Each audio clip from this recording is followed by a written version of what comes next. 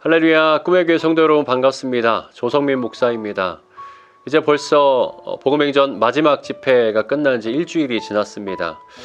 우리가 시간은 계속 지나가고 있지만 우리 복음행전을 통하여서 우리에게 주셨던 은혜, 또 우리가 했던 다짐과 결단들을 잘 지키며 우리 삶 가운데 복음행전을 계속 이어가는 저와 여러분 되기를 소망합니다. 우리 그리스도인이 된다는 것, 그리스도인으로 산다는 것은 이 자기중심적인 삶에서 하나님 중심적인 삶으로 변화되고 또 그렇게 살아가는 것을 의미합니다.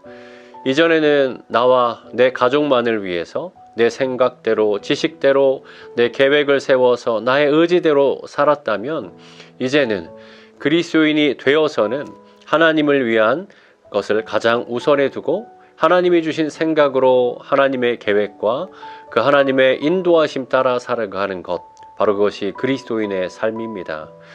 오늘 본문 전으로 우리 민수기 11장부터 보면 계속 이어지는 내용이 이스라엘 백성의 원망과 불순종의 연속이었습니다.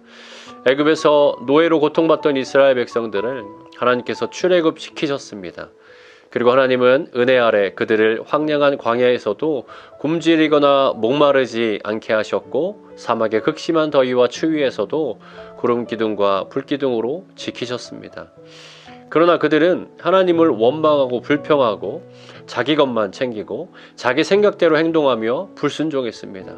이 명목적으로는 그들이 하나님의 백성이었지만 실제로는 하나님이 아닌 자기중심적인 삶과 신앙을 버리지 못하고 있었습니다. 그런 그들에게서 하나님은 결국 떠나십니다. 하나님이 없는 그들은 아무것도 할 수 없는 노예 생활에 익숙한 연약한 민족일 뿐이었습니다. 그래서 그들의 생각대로 나아가서 싸운 전쟁에서 아말렉과 가나안 사람들에게 비참하게 패배하고 맙니다. 오늘 본문 15절에서 하나님은 다시 모세를 통하여서 비참하게 패배하고 돌아온 그 이스라엘 백성들에게 말씀하십니다. 그 말씀은 그들이 약속의 땅 가나안에 들어가서 지켜야 하는 번제, 소제, 전제의 규례입니다. 오늘 본문 2절과 18절에 보면 이렇게 나옵니다.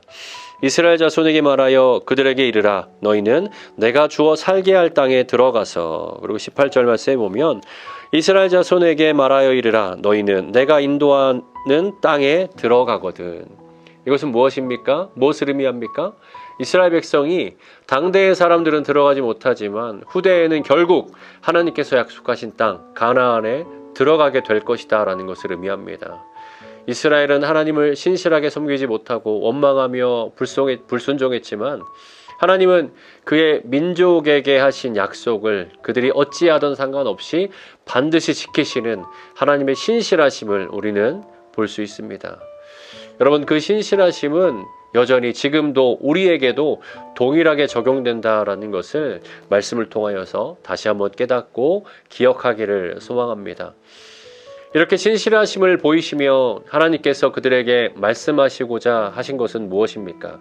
바로 아직도 자기중심적으로 생각하고 살고 있는 백성들에게 하나님 중심으로 사는 삶을 다시 한번 가르치시는 것입니다. 여러분, 하나님의 중심으로 사는 삶은 어떤 삶일까요? 오늘 본문에서 발견되는 중요한 요소 두 가지가 있는데요.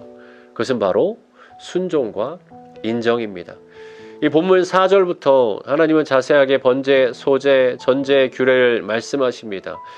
나에게 예물을 드릴 때, 제사를 드릴 때에 이렇게 하라는 자세한 내용을 말씀하십니다. 사실 하나님께서 자세하게 제사 규례에 대해서 말씀하셨지만 오늘날 우리가 보면 우리가 알고 지켜야 되는 것은 없습니다. 그렇지만 하나님께서 이렇게 자세하게 규례를 말씀하실 때 그 속에 우리가 캐치해야 하는 중요한 메시지가 있습니다. 그럼 무엇일까요? 바로 순종입니다.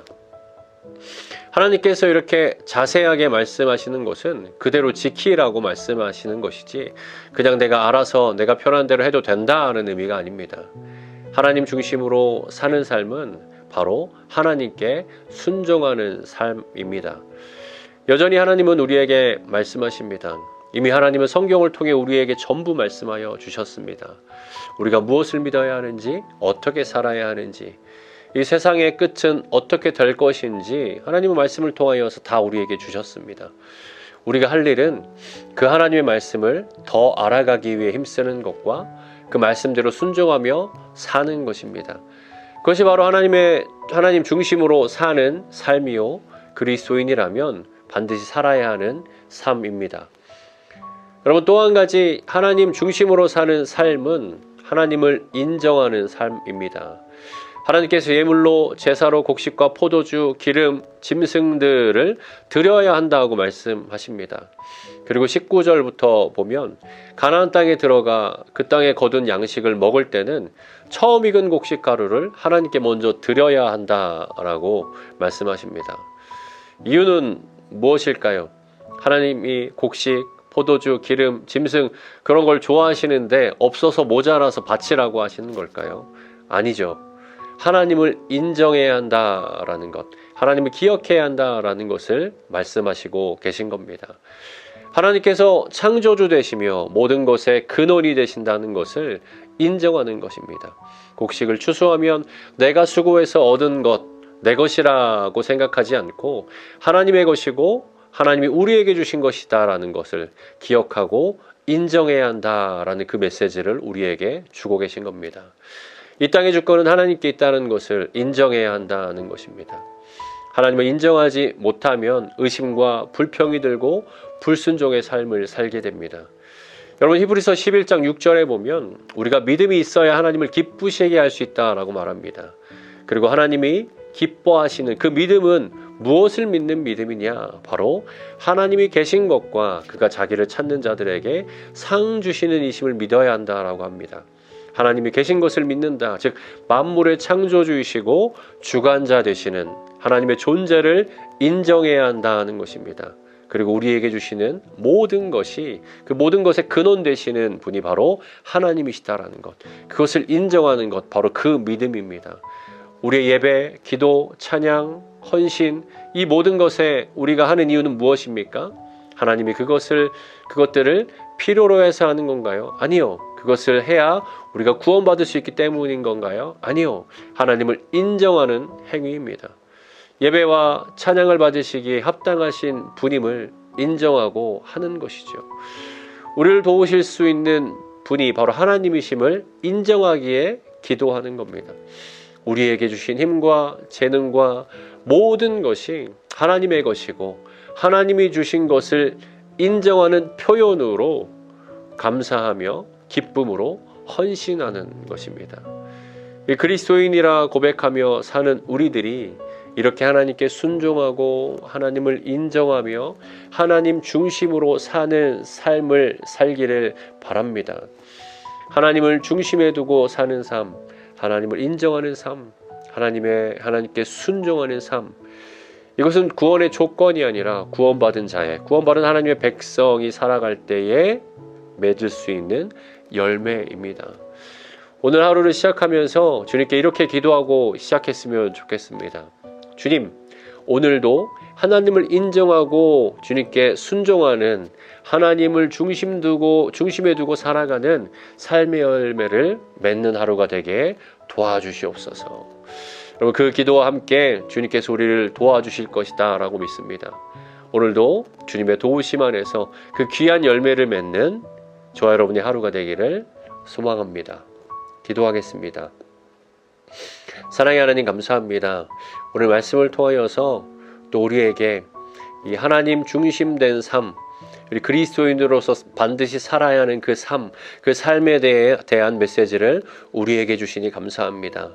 우리가 말씀으로 받았듯이 하나님께 순종하며 하나님을 인정하며 그 주님을 내 삶의 중심으로 두고 하나님의 것을 우선으로 두며 살아가는 그러한 복된 하나님의 백성으로서의 삶의 열매를 맺어가는 오늘 하루가 되게 하여 주시옵소서.